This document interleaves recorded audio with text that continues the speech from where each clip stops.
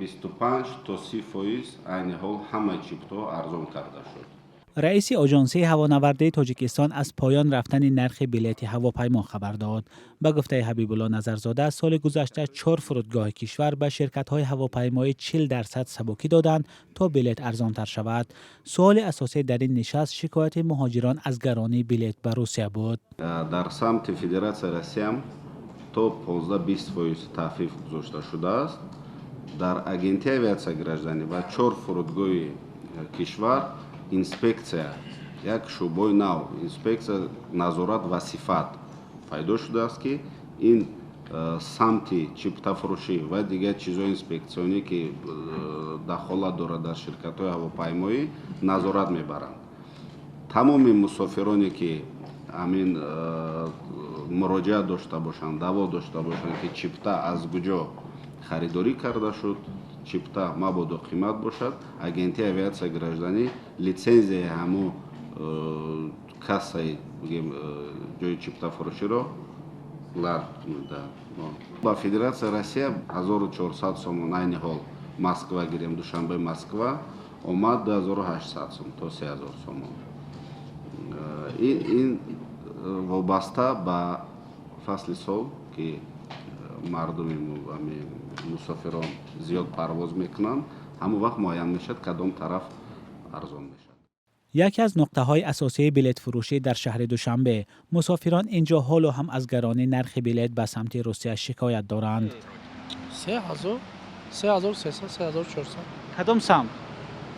دوشنبه مسکو ونوکووا دوشنبه بود چیه؟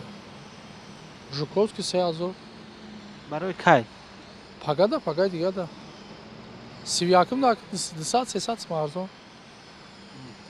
یعنی که همین بلیط ها ارزان شدن یا مثل سال گذشته هستند؟ نه قیمت پیشینه قیمت. سال ارزان تر بود. 2200 2400 هم میرفته. این سال 3000 3200 رفته است. پیشنهاد شما چی است؟ همین 3000 3200 برای جیب مردم، برای کیسه مردم توغره میگیره، درست میبیاد؟ اگه درست کی هر خیلی آدم جات هر خیلی. مثلا برای اکثر مردم که مهاجرا هستند. برای کی قیمت تره برای کی بسیار آدم شرایط نداره که سومی چی وای کند. برای سه رفتن.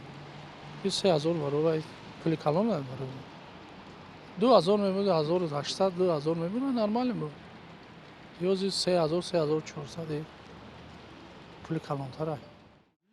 نرخ‌هایی که آژانسی اویاسی شهروندی به ما پیشنهاد کرد از نرخ‌های واقعی خیلی فرق دارند. فروشنده‌های چند نقطه بلیط فروشی در دوشنبه به ما گفتند که در حقیقت در آخر سال 2025 یعنی در آستانه سال نو میلادی یک مدت نرخ بلیط هواپیما از جمله به سمت شهرهای روسیه ارزان‌تر شد، اما حالا نرخ‌ها دوباره بالا رفتند.